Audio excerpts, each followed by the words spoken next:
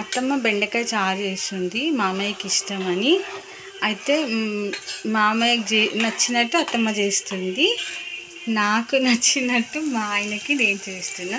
ఇంకా నేను డీప్ ఫ్రైలోనే ఉన్నా. మామయ్యకి ఇది, మా ఆయనకి ఇంకా నాకు ప్రాసెస్ అవుతుంది, అత్తమ్మకి కంప్లీట్ అవుతుంది. నాది బెండకాయ చారు మరుగుతుంది. ఇదేంది ఒక్క ఇంట్లో ఇద్దరు చేస్తారు అనుకోవద్దు. అంటే కొన్నిసార్లు మామయ్యకి అత్తమ్మ చేసినవి నచ్చుతాయి కాబట్టి అత్తమ్మ మామయ్య కోసం చేసింది. నేను మా ఆయనకి కొన్ని ప్రోటీన్స్ యాడ్ చేసి చేస్తాను, ఏది చేసినా అట్లా అని చెప్పి నేను సపరేట్గా చేసిన.